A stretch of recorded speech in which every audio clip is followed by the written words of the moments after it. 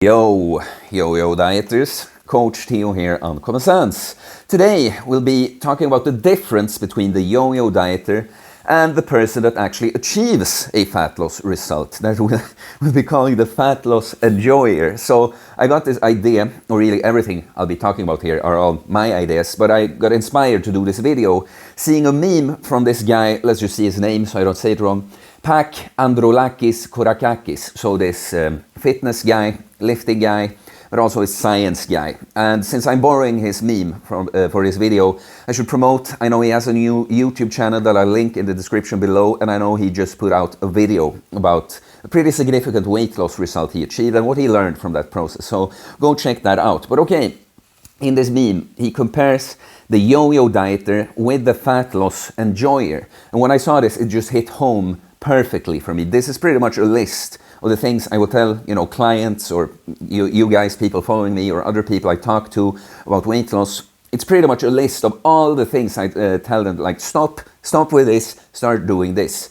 So we'll just go through it. The yo-yo dieter, obsessed with a scale number. Look, I always say, use the scale, but the number on the day does not matter at all. Body weight fluctuates, okay? We use the scale to observe the trend, but we don't really care about the number on a particular day. And we don't really care about the number in the end as long as we feel good and feel that we look in the way it doesn't matter then if it says 80 kilos or 70 kilos, right? As long as you're happy with the actual result.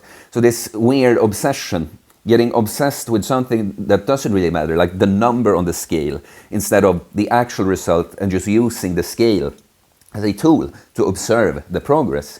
And then wants to lose weight as fast as possible. How many times have I not been asked, what's the fastest way to do this? I need to lose this amount of weight before this date, And this is only sustainable if you're like a celebrity that needs to get in shape for, a celebrity like an actor, needs to get in shape for a role or something. And when you're getting paid millions of dollars probably, well, that's when you can have that kind of approach. But we don't want fast results. We want permanent results. We want the result, And so many times when people want the fast result, they do something they either can't stick to at all and just crack and give up or find themselves in this vicious cycle, or they actually manage to lose some weight with this approach, but the approach didn't look anything like how they would be going about their life afterwards. They didn't really build any new habits, and so they just gradually revert to their old habits and regain the weight back. Ultra-restrictive diet. Well, I think, we should have a restrictive diet, as in we should be focusing on whole foods mainly, but it's this, like having this restriction mindset. It's also like, I've had clients when it's good to feel like they are allowed to sometimes have something that isn't, the healthiest option, because then they can often feel like this is okay and I can stop at a reasonable, I had a cinnamon bun, now I'm done. But if you put this demand on yourself, I have really super restrictive, very often you're gonna feel shame and guilt that I'm a loser, I might as well give up. And then, so funnily enough, this being so restrictive led to you eating way more things in the end outside of those restrictions. Cheat days, yeah, I just hate this concept. I don't view anything as a cheat, Like if I know that on Friday my friend has their birthday, I might eat some cake, maybe have a couple glasses of sparkling wine or something. I don't view it as a cheat, like, I get to cheat because it's my friend's birthday. No, I just make it the part of my regimen then. Okay, maybe I'll walk a bit more. I'll take a walk to my friend. I'll burn some more calories. I'll see it as a kind of a refeed. I'm going to blast my workout the next day, This way you can have things that are outside of your ordinary routine, but you don't view it as a cheat. Should never view anything you do as a cheat. You don't cheat yourself. That's not a good way to treat yourself. Unsustainable lifestyle. Yeah, of course, I see a lot of you guys coming from the snake diet have told me in the chat on lives I'm doing these back-to-back fasts and I'm walking an hour each day on my treadmill and then I go on the exercise bike, blah, blah, blah, blah. And it's for some people, maybe that could be sustainable, but for a lot of people, it's like they're trying to push themselves so hard that they explode. You know, they lose it all. They go on a binge or something. And it's much better to set the bar just a bit lower. That will probably yield some results as well, but then gradually add on, not just like, because something that is extreme to one person might not be to another, because they have gradually progressed there. But it's unsustainable if you think you're going to start out with these extreme routines. Regains weight and repeat cycle. Of course, many ways this can happen. This would being so ultra restrictive, as we talked about, trying to lose as fast as possible, or just doing it, actually achieving it in a very extreme way. But because you didn't build any habits, you regain weight. Or, of course, you're thinking you're going to be doing your extreme fasts, and then you just binge when you break the fast, and you create this vicious cycle of fasting and binging. And of course, I'll get back on track from Monday. How many clients have I not talked about? Yeah, I have this mindset like, oh, no, it's okay. I can start tomorrow. The thing is, sometimes it might be, like if you're actually honest, you have to know yourself, you know. If you're actually honest to yourself that, yeah, you know, this weekend I'm going to have these things. Anyway, it's going to be difficult, but I'll actually start on Monday. Yes, but so many times, if you don't have any, like real reason, like something coming up that might make it more difficult to diet or something, there's no good reason to put off starting. Just start again, you know, now, right now. So let's talk about the fat loss enjoyer. Goal is fat loss, not fast weight loss. You understand? Do you know what the funny thing is? That when you embrace that, okay, I don't have to be super extreme, I just have to do something to lose weight. Well, when you manage to be consistent with that, the fat loss might not be the theoretically fastest possible, but it will still be fast. That's the attract don't chase effect with these kinds of things. When you just do something that takes you in the right direction and actually does so, because maybe you've seen like, oh, I lost a lot of weight from these fasts, but then you just binged. But you're still thinking, I lose weight so fast with these long fasts I'm doing. Well, if you can lose it a bit slower per day, but you do it for a longer time, of course that is faster. Something you got to realize. Sustainable diet, yeah, you know, mostly whole food still, I would say, but not this over restriction. Yeah, feeling as if you're allowed to do less, better, you know, because sometimes life just is that way too. Oh, I couldn't really, this was the only place to buy food during work on this day, or whatever, you know. You go for something, you go for mostly clean, healthy, whole foods, of course, but you don't have this over-restriction on yourself. Builds diet and activity habits for life. Exactly. And that's why, because we talk about unsustainable lifestyle in the previous one, and extreme routines, of course something like prolonged fasting can seem extreme, and it can be when you do these like back-to-back fasts with insane amounts of cardio and that.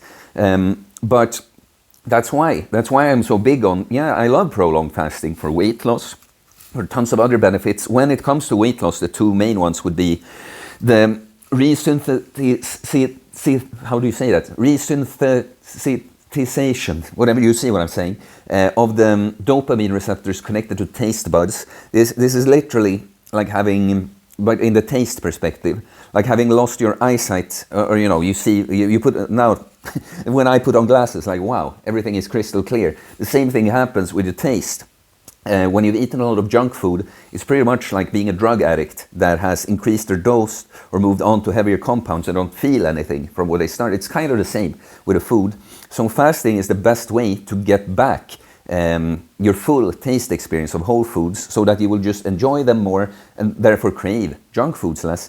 And then also the increased insulin sensitivity just will make you more stable. You know, you don't get these energy dips just because you don't eat, again, just don't crave eating all the time in general. So you see, even when you do something a bit extreme, like fasting, that's why I always, I focus just as much, and you have to eat good. You negate all the effects from the fast if you don't just build good diet and activity habits on the days when you don't fast. Yeah, rethinks relationship with food. Gradual thing, you know. You have to, because so many things, they feel like so many people feel like they're giving up on something huge, nice, that they like, you know. But it's really poison. You should view it as, I am giving up on drugs that have been harming me.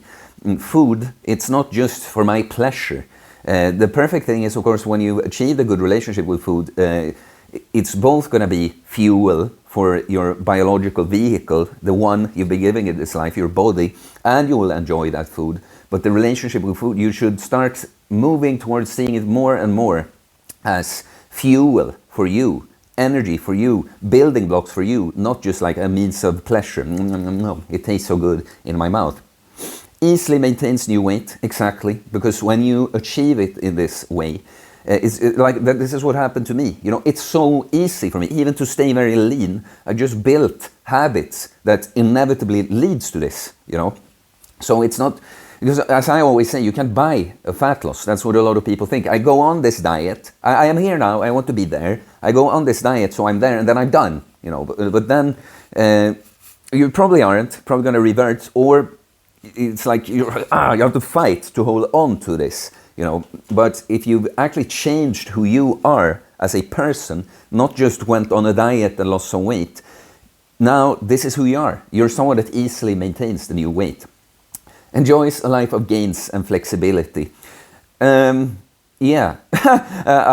not exactly sure, but I guess it's kind of speaking to the bulk and cut cycle. If you're also a fitness weightlifting enjoyer, that when you've done this, because for me it is like this, you know, bulking and cutting, it's just something I choose to do. I don't struggle with either of them. It's like, now it's time to lose fat. It's a bit more boring than bulking.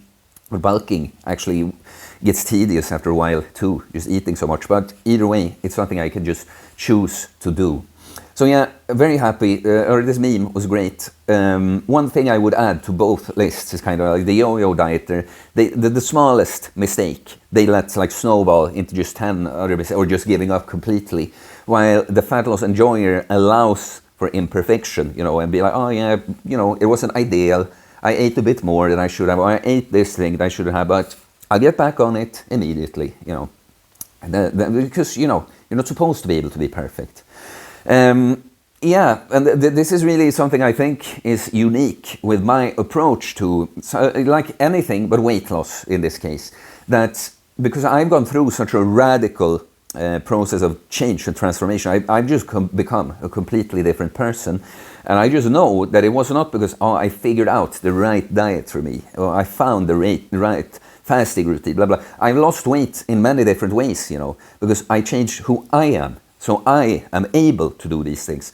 I understand that, yes, like when I work with clients, of course, I interview them and come up with some kind of structure, right? I think a diet that will work best for them and all that, you know. But the main focus is always on changing you. You have to observe yourself. Observe yourself. What aspects of me don't serve me? What behaviors do I have that get in the way? How can I change that? What do I have to start moving more towards? And it's not, again, you're not going to be perfect, but you have to go against. It's not about finding the right approach or just like being a bull for long enough, just rushing towards the target like that. No, it's gradually just reshaping how you do things. Gradually. That's why I always talk about, with clients too, the routine I make for them is an ideal. This would be great if you could do. You might not be able to all the time, but we always try to get closer and closer to that. And all of a sudden, when you do it this way, you gradually reshape yourself and you'll be able to actually stick with it. And I'm very proud to say, I think I get some things that a lot of people don't get about, or at least don't talk about mainly. You know, it's a lot about all nutrition plans, blah, blah. Yeah, I make nutrition plans, but it's not this like, I found the perfect meals for you. No, I actually give you just a structure to follow, to show you that it can happen in means. We co-create kind of the nutrition plan together in that sense. So I am taking on new clients. I will have some special offers coming up in December for Christmas. For you that, again, you should start now, but it does make sense, of course, sometimes to what I will do when I recruit clients in December that I have before is that I would tell them to of course, start going to the gym a bit, start thinking about your eating habits. But if you know, the holidays and stuff, it just kind of makes sense actually to start, put in another gear at least at the start of the next year. But if you're interested in my different options for coaching, fitness, nutrition, mindset, fat loss, really anything I talk about on this channel, send me a DM on Instagram or email me. It's all in the description below. Consider becoming a member of the channel. I appreciate any support I can get. It means a lot. And please subscribe for more content about fitness, fasting, losing weight, building muscle, self-improvement, stoicism, mental health, philosophy, spirituality, mindset. It is a mindset, guys. Stop being a yo-yo dieter. Become a fat loss enjoyer. Peace.